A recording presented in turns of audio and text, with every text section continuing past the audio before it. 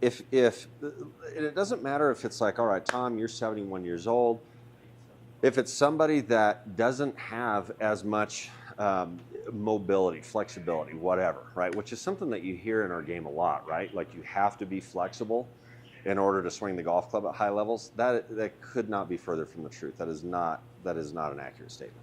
As a matter of fact, I actually prefer guys that aren't quite as mobile, just because when you feel the end range of motion, you absolutely feel that load, okay, and whatever the range of motion is or whatever the movement might be. So for folks that need more mobility, we can allocate that from a number of different ways, or in a number of different ways. So like number one, let's say that we just wanted to get to the point where I could rotate to 90 degrees here and I could rotate to 90 degrees here.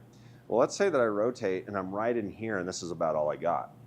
Well, this lead femur, if I let it rotate internally, which again, internal rotation looks like this, okay? See how like this lead heel gets thrown away a bit? Well, if I allocate some of this internal rotation here and continue to motor here, oh, now it frees me up. So I have this tissue going in this space. I've got this tissue, same direction, everything's moving here. I could do the exact same thing on the other side.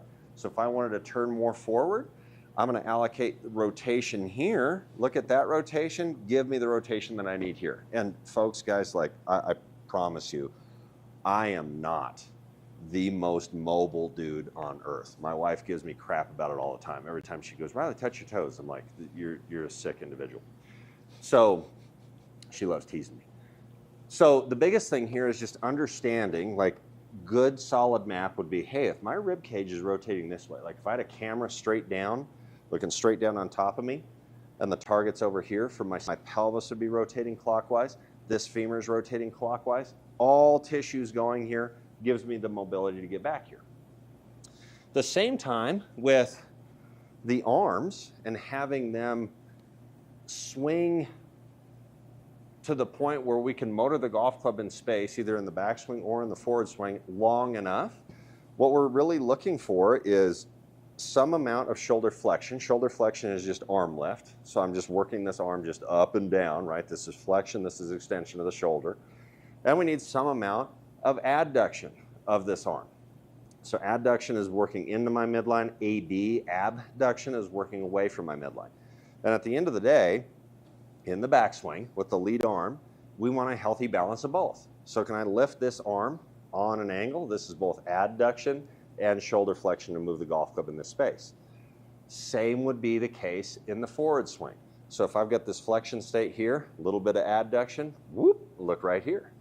So really, guys, like if you're looking to just like, this is a good way to, one, just in general learn concepts that build you a golf swing if you're more of a beginner, or if you're somebody that isn't hyper crazy mobile and you're trying to do some of this stuff. What I would suggest that you really do is you just allocate rotation and movement here in the femurs to allow the range of motion that you want in your chest or in your trunk on both sides. So a little bit of internal both directions will serve you really well. And at the same time, how am I lifting and moving the golf club in space here? See how this is relative to where my trunk is pointed? My chest is here, midline stays at you. Whoop, backswing, forward swing. So if I just turned here and allowed that femur rotation in an internal manner, so I'm right in here, lead arm, now I'm in backswing. If I did the same thing on the other side, some rotation here, trail femur internal rotation, look where I'm at. This leader, or the trail arm rather, works in that adduct and shoulder flexion state. This is a great place to arrive at finish. If you really wanted to look sexy, you just let the arms just fold over this lead shoulder, and I'm there. So really easy way to learn this. Kind of chippy ones just to gain maps, but big map, internal, depending on which direction I'm going, along with proper lead arm and trail arm. So I'm here. Really easy way to just build more mobility in your swing, just because you're allocating the right tissue and moving that tissue in the right direction. Hopefully that makes sense, Tom. Love that. Lovely. All right.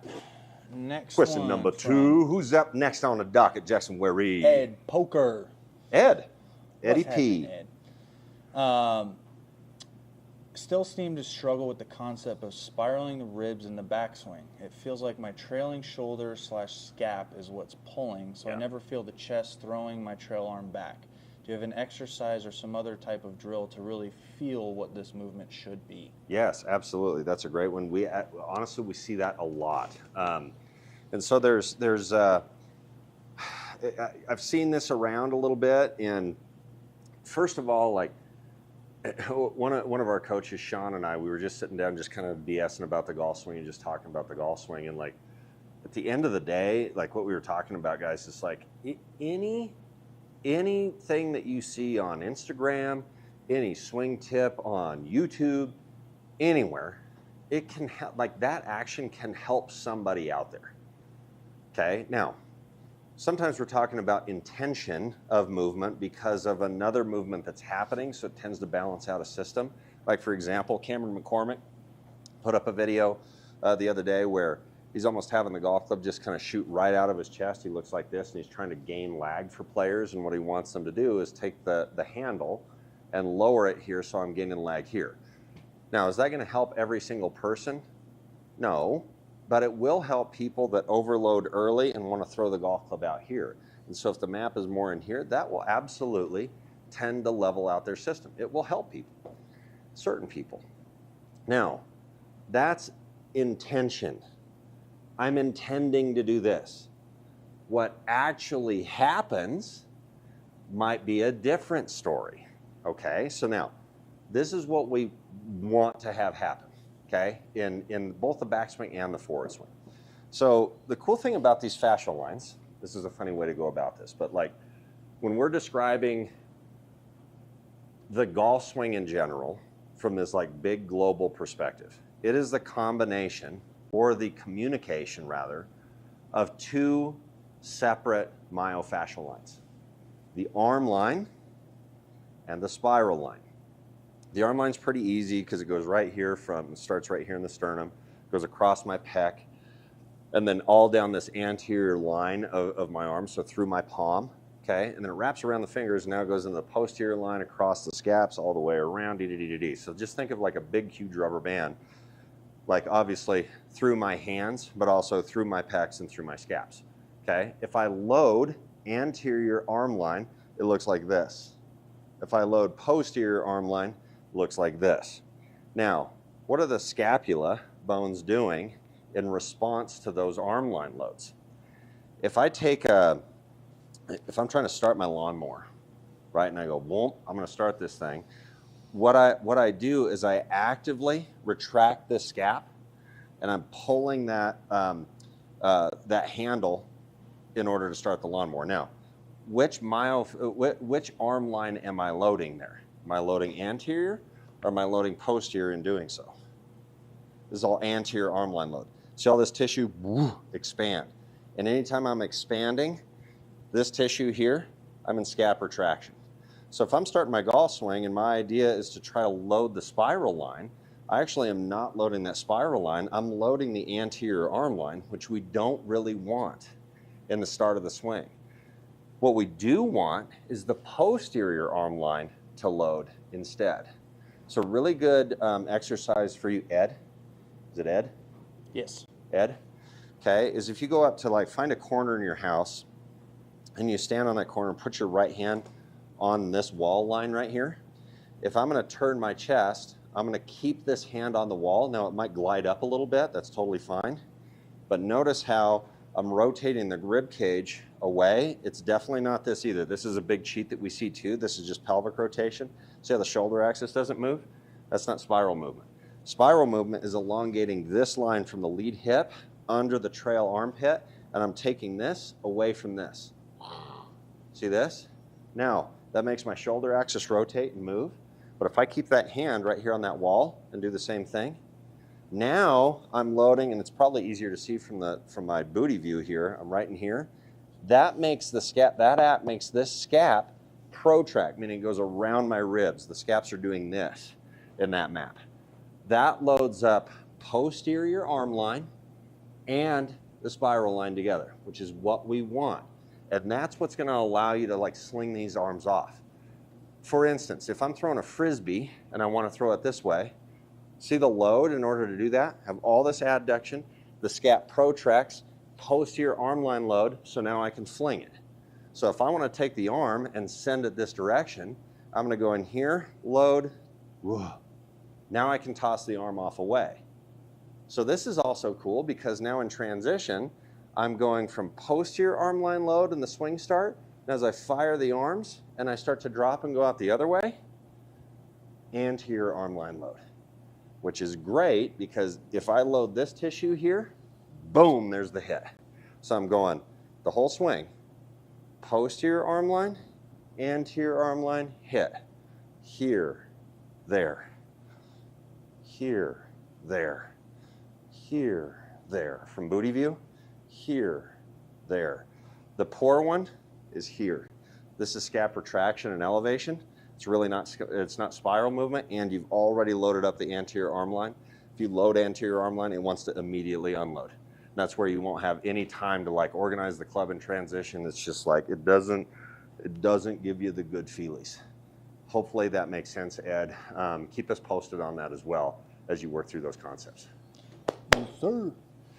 This will kind of go back into our first question a little bit. Okay. This one is from Anthony and Gotti. Mm-hmm. For older golfers with injuries, flexibility restrictions, is there a way to swing efficiently and effectively utilizing your system? Can you provide any insight on how you would address these restrictions during a lesson? Thanks for your assistance. So restrictions on movement? Yeah. Okay. So that's the fun thing. Like when we're describing systems, and you'll see this like throughout all the videos that we have on our X Factor site, is just understanding that systems have bookends. Okay, so one of the big systems that we talk about a lot is this idea of the difference between a swinger style pattern and a hitter type pattern. Can you see both on throughout like every major men's tour, and you actually see more swinger style patterns on the LPGA tour rather than hitter style patterns. Kind of a different conversation. But when you're looking at the golf swing through that lens, the nice thing is anything can be a good way, any kind of concept can be a good concept to add into your golf swing, as long as it matches and maps well with other movement patterns. Now, who gives a crud about the health of movement for the just general conversation here? Scotty Scheffler retracts this lead scap through the hit. This is his hit. Main hit is this map. Okay? That does not map well for somebody that drops and turns. If I do this, I'm just going to wipe it, has no speed on it.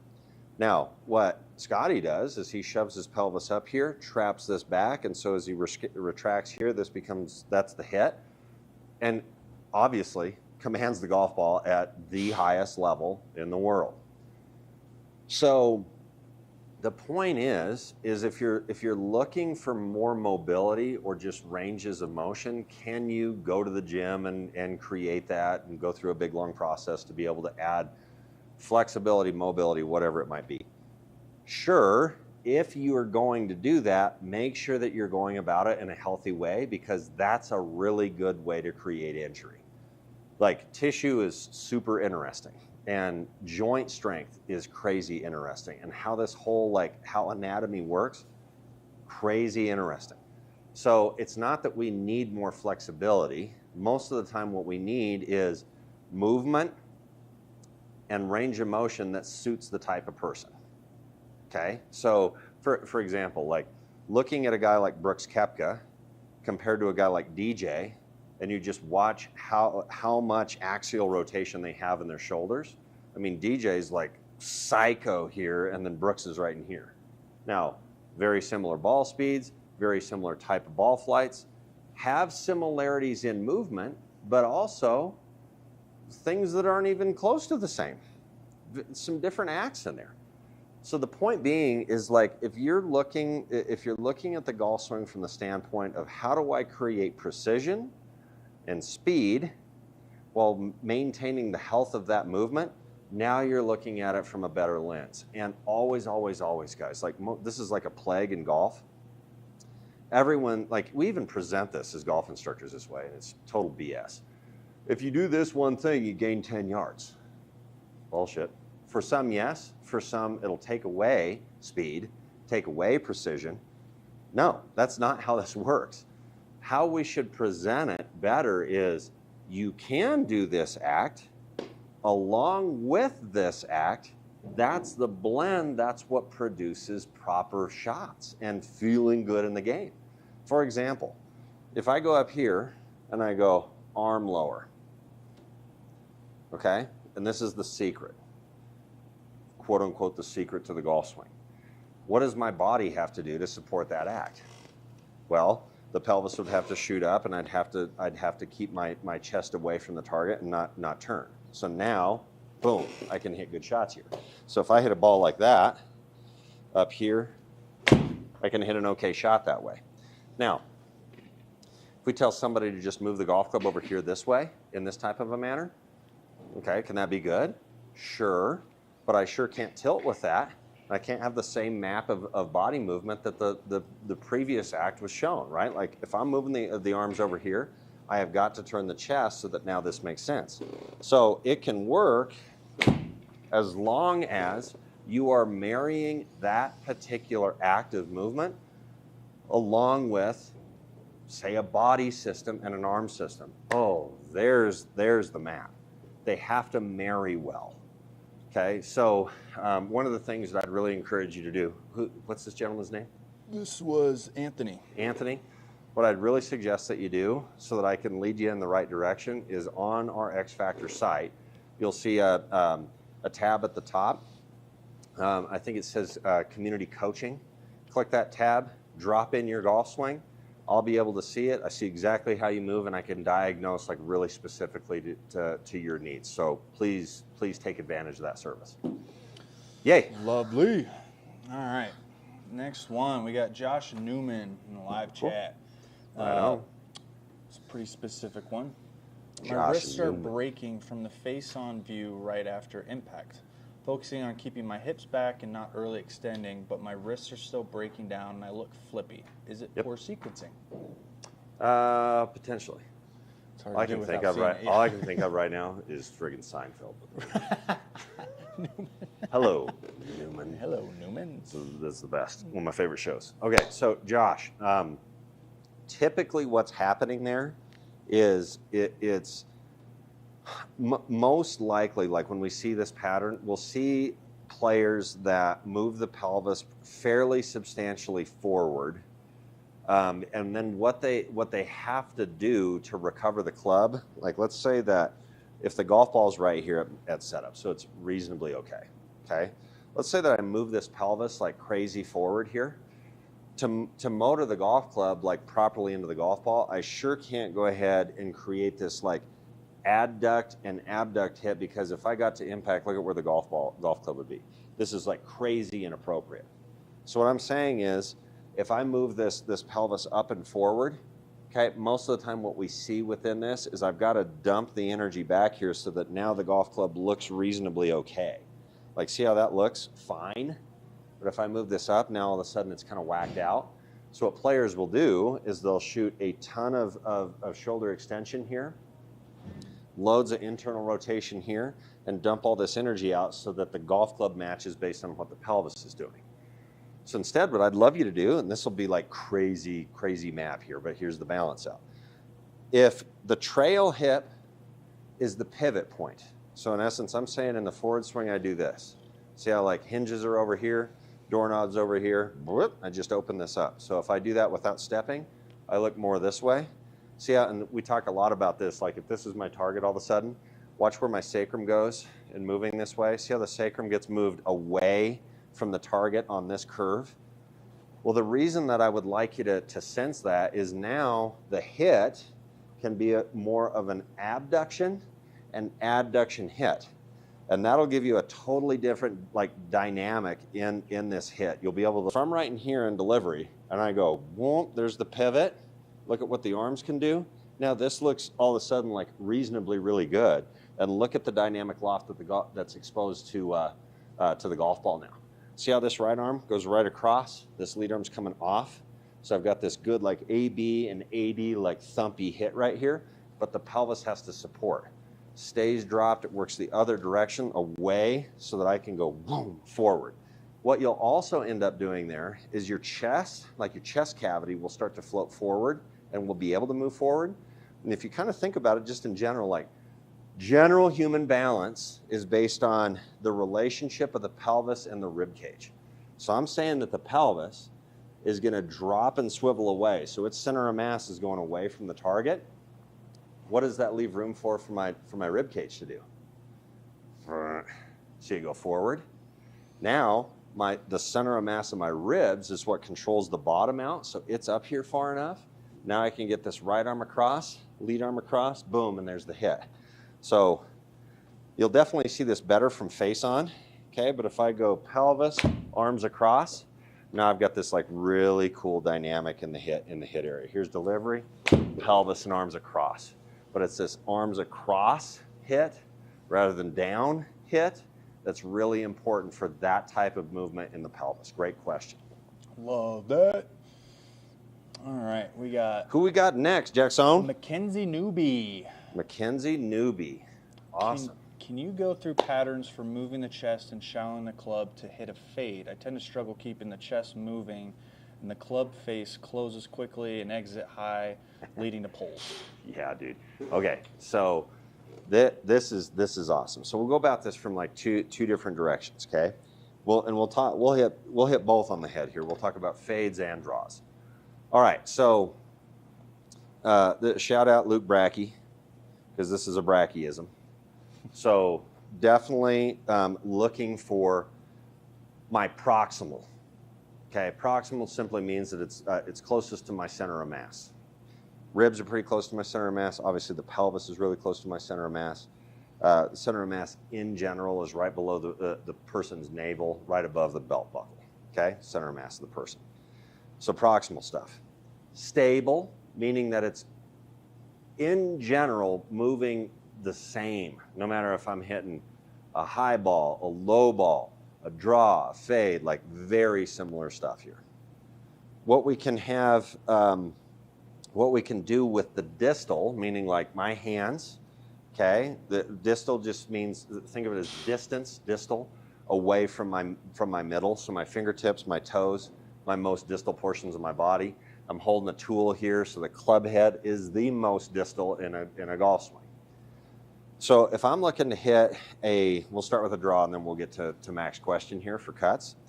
So if I'm going up in here and in transition, I'm getting the golf club under as I'm dropping and turning.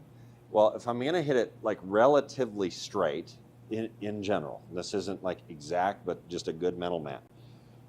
The head of the club will be slightly inside the hands, if not right on the hands by P6.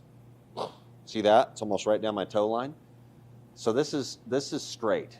Draw would be here. See how that club's deeper? Now what got it deeper? There compared to there. See how the body's the same? But I can move this club and motor this club in different spaces. The hands are doing that.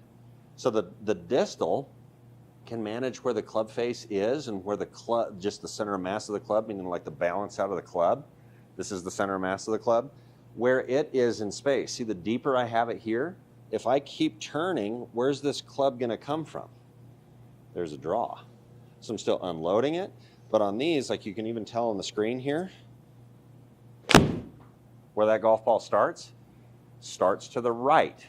Now, the dynamic there is, if I've got the golf club deeper and I'm pathing it out here, the golf club, just physics says this. The club, because of like the difference in the path here, is gonna go ahead and shoot and release earlier. We'll talk about why here in just a second, like exactly why.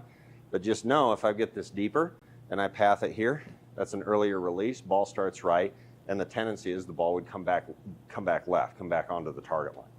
Now cuts, probably know where we're going with this, is we need the club head just outside the hands, somewhere in here at delivery. So now if I turn in here, look at where that club is pathing into the golf ball, but it's just because I've got the club more on top of the plane there rather than being deeper. Okay, so that's number one. Number two, we can absolutely play with the pivot. okay? Meaning what the proximal is doing through the hit.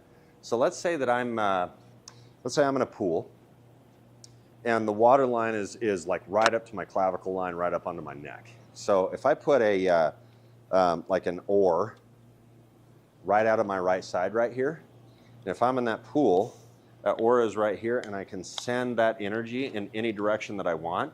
I could do that based on the rotation of my ribs. So if I'm right in here in that water, and I wanted to send a wave out to the right of wherever my alignment is, I could go, whoosh. See this? See where that energy is going. I'm shooting it out here. You can see in the pivot of my ribs where I'm sending that energy wave. If I send it left, I could go whoosh right in here. So there's a small difference. Okay, but if you look at the difference of right energy, left energy, there's not that, it's not glaring. So it's not like I'm hitting a draw and I'm trying to shoot the pelvis out so that I can get the club under and then tumble it. Totally different look here compared to if I'm trying to hit a cut and all of a sudden I look like this. Massive differences there in the proximal movement. Massive differences. So the idea is this. If you're hitting a draw, number one, at like P6, we're getting the club deeper here so that now we know where the club's coming from. It can come from this inside path. But at the same time, I'm feeling from right here that I'm going to send this energy wave out to the right slightly because of based on what the ribs are doing through the hit. The pivot changes slightly. So I could go right in here a little bit deeper, right energy wave, there's a little push draw. Now, little pull cut, understanding where the golf club is in space here, tighter wave to the left there, tighter rotation, but it's organizing where the club is in space and how I'm pivoting to send energy out either left or right. Final note on this, and this is a decade deal, decadeism, yep. So shout out Scott Fawcett for creating Decade.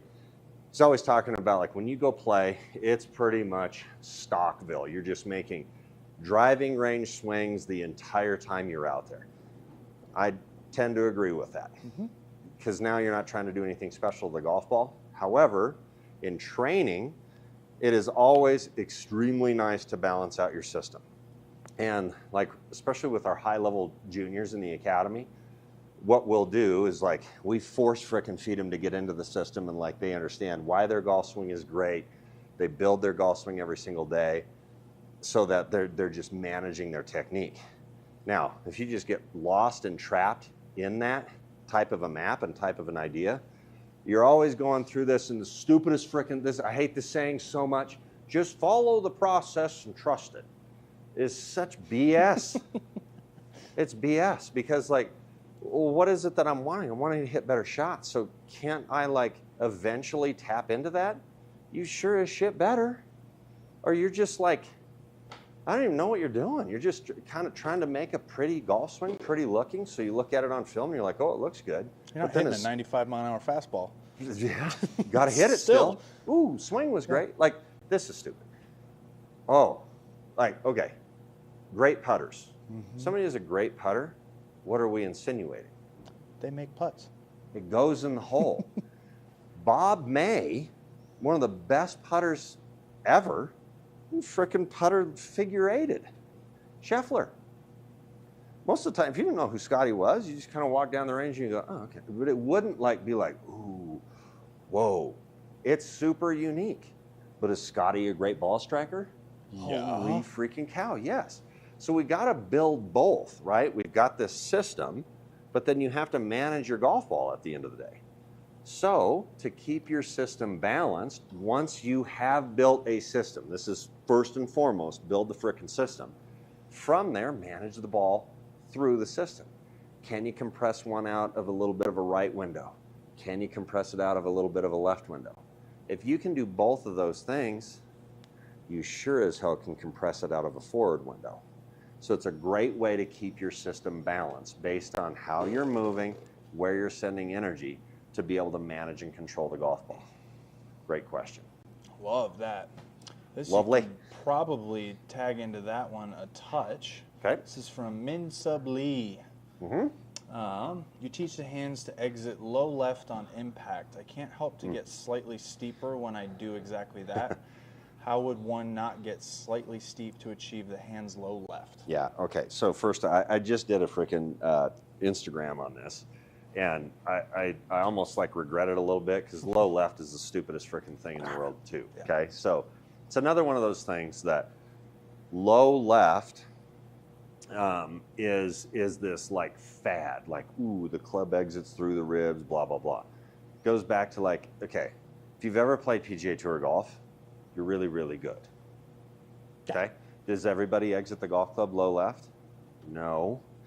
And there are pretty, there's ways that I sure wouldn't prefer people swing the golf club low left. Like the two biggest ways, like when I see somebody trying to do that actively, I'll see one of two things. I'll either see somebody like rotate this way. This is an over spiral manner, meaning like this scap elevates and then protracts. It's like a throwing pattern. So if I'm in here and I throw a baseball, see the shape of my shoulders now because the scap is up over.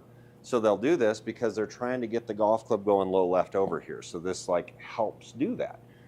Another way that people go low left is they'll go scap retraction and they'll lower this lead arm and externally rotate it. So they'll go, whoom, got it low left. Okay, now what does that pair well with? Over spiral as well, so we'll see this a lot. And it's like, no, that's not the geometry of the club. On some swings that are super freaking dope, does the club exit low left? Yes. But it exits low left because of angular force. Okay, angular force. If I'm holding the golf club right here, where's the shaft hanging? Which direction? It's hanging down. As soon as I start turning and I do this, now where did the shaft go? Now it's level. But it's based on my rotation. Okay, so remember that. My chest, which by the way, that's where the arms attach. They attach into my chest, they don't attach into my pelvis. So I'm not saying that we're like ripping the pelvis, I'm saying that we're rotating the chest. So if I'm in here and I drop a bit, think of where my chest is right here, and the lower the club gets, okay, during this phase, so think of just the geometry of this. See where the club head is right now? If it went right around my trunk, and I just did this, where's that club exiting? So it's going around based on where the club is right here. If I do this, and I have the golf club just swing on its circle, see where it exits? Boom. Okay, so this is an okay circle. I could hit the golf ball straight forward that way. This is also fine. It would just go more around me. Point is if you want the golf club to exit lower, then you need to get it deeper here so that it makes sense based on the forces that I'm putting into the golf swing. So from right now, if I just turn, show that golf club exits. Okay, if I do this, first of all, I can't turn because the golf club would go over here, so I would tilt to make this thing go here, but look at where it goes. And that's a matchup. If I have the golf club up here and this is where I slot it, this tilts to keep it on its plane, so I'm not turning, I'm tilting, and the release will be this way. If I get it back here and I unload the golf club, I can turn to shoot it around me, but it's because of angular force. So from down the line too, see how if I lower this lead arm, scap retract, I can get that thing going low left, but this looks whack compared to I've got it deep enough, and now if I turn, whoosh, but look at the arms. So they're right out in front of me, but the energy that the golf club has is right around. So do we have some athletes that really exit the golf club low and left through the ribs? Absolutely. But they're also pretty freaking cool because they drop so much here, the club gets deep enough, and they never, ever, like, I don't even know if I ever teach low left. Do you talk about low left ever? No, it just goes there because you rotate. You just rotate, and all of a sudden, like the golf club's going to unload, and that's where it goes. So if you really want it lower, we can go bigger drop, deep here, and now as you turn, just let it go around your trunk, but it's got to get like crazy deep here so that when it's unloading, yeah, it shoots through the ribs. But it's a combo of both of those acts, the turn and its organization in delivery. Hopefully that makes sense. Love that. It's not a bad thing, but you can turn it into a bad thing real quick. Yes, you can. All right. Ooh, this will be an interesting one. Oh boy, I like interesting ones. All right. Wentworth Willock. Wentworth? Wentworth. Love it. All right. Can you please do a deep dive into your very specific May 23rd, 2024 extension is a good thing video? It seems to contradict the stay and hip flexion through the hit you teach everywhere else. Yes, that's awesome. So extension is a good thing. So it is the purpose of that video. The reason we put that video out is people will misconstrue what Elite Golf Schools is. I mean, I think if you first come in and you look at it, it's like, oh, they're just teaching a real rotary swing. And it's like, okay, no, but also yes. Like, is there rotation in the golf swing? Absolutely there is rotation in the golf swing. Like, what golfer doesn't have rotation? Like, every one of them does, okay? Now, extension in the hips. If we go about this from a little bit of a different perspective, but we'll absolutely answer this question. We need to study more about like what the spiral line really is and how to leverage, load it, and also unload it, okay? So if I'm in here and I've got this upper spiral act, and we talk about this happening quite often where the spiral tissue found in the neck then leaks down over the scap, then goes under the armpit, across and diagonal across the abdomen, over the outer hip complex and down the IT band. So if I'm elongating that, the cool thing about this act right here is it provides like three main maps for golfers. Is there rotation in the chest? Do we want rotation in the chest? Yes. The spiral tissue is in the anterior space, then works into the posterior space. So if you look at like its shape right in here, you'll see that if I pull on this, all of a sudden my shoulder axis has moved, it's rotated. And this has rotated more than this right now. So it's not this act, it's this act, that spiral movement. Two, we've got some amount of lateral movement because it's from the lead hip going to the trail armpit. So if I elongate this, see how the center of mass of my ribs, see how my head moves laterally? We got lateral movement. And finally, we've got vertical as well. So it's here, belt line, going all the way up under the armpit. So if I'm elongating from here to there, look at what it makes me do. And you'll see this out of Rory as well. So for target line here, once Rory starts to motor this way, watch what his lead knee does. See how it elongates early? So I've got extension here. I've got some amount of extension here as well, just in the backswing. And then to leverage the rest of the spiral line, because the spiral goes down the IT, then under the foot, back up, goes through my calves, through my hammies, through my booty, all the way up my cords, attaches right here. So right up my backside. So if I drop, this is also spiral load. So we've got here, look at my head, it almost elevates early. Then I would keep turning and drop. That's pelvis, so I've loaded the posterior spiral line. But now from here, I want to trade from lead lateral bend, this spiral tissue that's elongated, to moving to the opposing spiral tissue. So I'm just pivoting and swiveling the pelvis here to go from lead lateral. Now watch this. Whoop! Trail lateral. Lead lateral, trail lateral. Just because of how the pelvis is swiveling. But notice how this is the pivot point, the trail hip, and the lead hip goes away from the golf ball and then immediately away from the target. So this is the swivel. If I just do it from here, see how I've already elongated this space? So I'm already in trail lateral bend, and this tissue has expanded. So there's spiral tissue. So I'm going here, drop, swivel. Now, this is where this will answer the question. If I motor this tissue, I'm elongating it and driving it. It pulls on this trail hip complex and pulls me all the way into here. Now, the question is this hip an extension now? Yes. Yes, yes, yes. Okay? And I've talked about this recently, maybe even on this. Okay? Have I talked about the kangaroo study? You might have mentioned it last week. Yeah, I love it. I love Okay, it. so to go over it like really quickly. So these group of docs, group of scientists in Australia studied kangaroos, why they could bounce so far, and they found that there's 3 different phases to kangaroos jumping. They load, there's a pulse to move them in the opposite direction, then they have a drive phase all the way to their apex of the jump, and then they relax.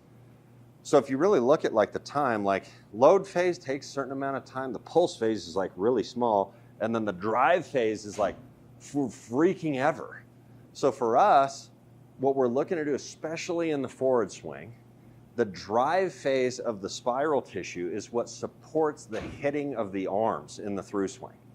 So if I just go in here, drop, and I'm in here, and now I just pulse, and I'm done, I don't support the arms because I'm pulsed and I'm not going anywhere. I need to drive and motor this tissue for forever. Look at how big my rotation is now. Okay, and the arms can be right out in front of this because eventually they do hit across this midline while I continue to drive, whoosh, all the way up into finish. So the drive phase of the spiral tissue all the way into finish is what supports the arms for longer and is also what moves the hips into extension. Okay, the final note on this is bad extension, the extension that we do not prefer, is active extension. What I just described is passive extension, meaning that this is the active move. I'm taking this spiral tissue, my rib cage, and I'm motoring. See how the pelvis and the trail hip is just along for the ride? So this is a passive response to an active move. If I drop in here and I actively am rotating the pelvis, as soon as I actively rotate the pelvis in this manner, so this is more of a lead hip swivel, right? So the lead hip is the pivot and the trail hip goes out and around to get up here. This is poor extension because it's active in the pelvis. It's a poor move.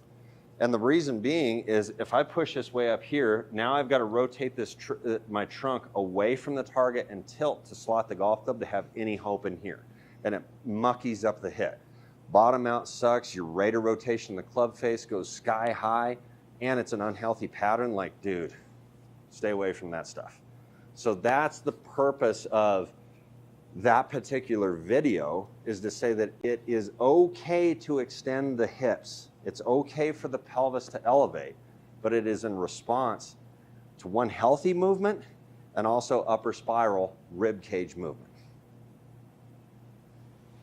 Beautiful. Yay. Hopefully that answers that. All right, we've had it to 1. This will be from Vagard, Thomas, and Matt. Okay, great. Basically, what are your thoughts on foot pressure from like P3 to P8? And how do the feet, I guess you could tie this into how are the heels working? Yeah. So kind of go to action. So okay. Foot pressure and heels. Okay, so we could spend 3 hours on just this topic, but in general, let's come about this from like ground reaction force, or like if I'm standing on a pressure mat, so I can see where pressure is moving. Okay, so number one, what I prefer to see, and this isn't 100%, but my preference is to see players that at the address position, they're up over the top of the golf ball more, and you can see from here, like my heels are almost coming off the ground right now. So I definitely have a bias into my toes or into the balls of my feet, okay? So I'm not starting here where I'm back, like you can definitely see that now I've got like all this heel pressure. So the reason being is in movement, it's like in the name. We are moving from one point to another point. No. I would like to see people continue to pressure more and more into the heels throughout the entirety of their swing, in general. Okay, so this has to do more with like the shapes of like spiral tissue as well as like proper drops. So if we start with this drop, if I'm in a squat rack right now, and I drop, most proper trainers are going to go eyes up, knees don't pitch forward, so your booty drops in this space. So if I'm on that pressure mat right now, where does it look like the pressure is moving? Pretty clear to see that it's moving more like heel bias, right? I'm not going this way. That's toe bias. It's here. So that's one. Moves this way. Number 2, spiral tissue, anterior space, and then it goes woo, right in here underneath this armpit, and look at the direction that it's traveling. It's right through here. So if I pull on that tissue, like if I had a crane pulling on this, like this lat, or like my rib cage right here, this tissue would be pulled that way, away from the ball. So if I'm on my heels already, and I'm getting pulled in this direction, I can't stay in balance there. But if I'm over like on the balls of my feet, toe bias, and I start to get pulled in that direction, totally fine. If I drop, I can move in that direction.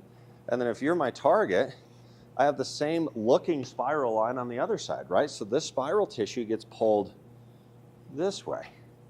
Now, what's really cool when you think about the golf swing is if I want to take this instrument and I want to shoot it both out and down on that plane this way, this is the active hit, I want to be able to support that, especially through the swing, like through the strike. So if I'm in here and I drop and turn, but look at where all this is shooting, these ribs are pulling here, look at where the golf club can unload. So they balance each other. But if you watch my head, like throughout the course of the swing, so definitely more like on the balls of my feet, toe bias, I'm going to get pulled away, drop away, pull away. So there's not a time where I'm invading and falling this way. So if we're looking at that movement and how it translate to like quantitative data in foot pressure, we would see a shape where if this is the target line, and let's say like I've got foot and foot here, so ball of the foot, ball of the foot, so my pressure starts right here, we would see it go away, away, away, almost like an S. Backswing, transition when I drop, and then through swing, it would almost work away again. So I'm going away, away, away. So I'm always pulled away. And you'll even see this on the PGA Tour. If somebody loses balance at the finish, they'll look more like this. So they step back in this space. You'll never see somebody swing and fall in this space on tour. Never. Like, unless you got like some crazy lie, or you've got freaking Scotty Scheffler, who's an anomaly. But every single, and you'll see this with driver a ton, that's where if they lose balance and step, they're stepping away, more heel bias. That's a good way to look at it, okay? The only other topic that I'd love to take a look at too here is, if we're looking at just health of movement like in the feet, which is a great way to help control the pelvis, as well as like the femurs and how they move, in general, it would be awesome to always see the pressure stay more on the outer rim, outer edge of the foot. So it never gets on the instep. See this? This is a couple things. Adduction of the femur that makes this foot pronate, so it shoves the arch to the ground. Okay, so that act is also going to shove the pelvis forward and it'll look like this. So banking is a common term for it. I just don't like the movement because I'm always trying to keep somebody's pelvis more underneath them so they can turn and burn on top of that. So if I'm moving here and I turn and I'm looking this way, like now I'm going to go ahead and land. Even here, I've got pressure more on the outer edge of this foot, and the same thing here still. So, and you can really see, like if I drop and get ready to go out of there, look, you can see like this bow out where the spiral lines on each leg are engaged. If I'm on a pressure mat right now, we're going to see the pressure on the outer edge of this foot and the outer edge of this foot, and even going all the way up into the finish. Right now I've got pressure on the last 3 digits of this foot, and the pressure never got on the big toe. So I'm here and I'm going boom, outer 3 edges. From down the line, would look like that, rather than banking is this kind of a look. So it'll get shoved on the instep, roll up onto the big toe, and the pressure never gets on the outer like 3 digits, and definitely not on the outer edge. That's the preference. Do you have to be exactly like that? No, you do not, but you want to be careful with how much of this adduction, how much banking you throw in, because at the end of the day, it influences the pelvis and all this lateral movement in the pelvis. Whereas if I go in here, see how pelvis stays underneath me, outer edge, keep on motoring, keep it on the outer edge, you'll never lose the pelvis too laterally with that type of a map. Hopefully that answers those questions. Yes, sir. I think Okay. we might have time for one more short one. Yeah, let's do like a little quickie right see here. if we can make this Yep, kind of especially because short. we started a little bit late today. All right, so this one's from Jamie Chen. Cool. Can you go over a little bit of go to short game, how we load, unload, face? Load, unload, face? Face on, load, and unload, yes. All right, perfect. He's grabbing a wedge. Absolutely Hold on a sec, can do. Okay, so why we call it go to short game. Okay, so in walking patterns, so if I step forward with my lead foot, I'm going to turn my chest over the top of this. So look at where my shoulder axis is as well. You can tell like where my chest is pointed. I'm right here, so I've rotated over the top of this foot. Okay, and the same would be true for right foot. So oftentimes, like the old school stuff was, hey, get your feet open, right? Play the ball back and hit it from there. Now, what that encourages, so if I've got ball back, feet open, and I'm in here, the way that I'm going to manage that golf ball in the direction that it goes is I'm going to swing it back and then extend the pelvis forward to block. So see how now all I'm doing is tilting back this way, and I'll take the handle and just run it forward here, and that becomes the hit. So this is a way to hit a shot. Now, it's super one-dimensional. It's crazy blocky. There's not a whole lot of like dexterity to that hit either. Like you don't feel things in your hands as well. So a couple things that I don't necessarily love about it. One, throws all this extension. So that type of a swing in your short game is way away from what you're building in your full swing. So two totally different patterns. One, so it's hard to match that up. But also, if I'm going here, my angle of attack is going to be really difficult to get that down. See how this like rises, so I can't get to the ground. So I'll hit these like little kind of clippy shots. The bottom out's really tough. Like it's easy to just kind of hit that heavy or thin because the bottom out tends to be back because this runs back. Now with Goda style, like to kind of get used to this, if I'm standing kind of away from the golf ball and I step with my lead foot, so for a right-handed player, my left foot, and I rotate over this, immediately, where does it look like my bottom out intention is based on my chest? So it's up here. That's a big key.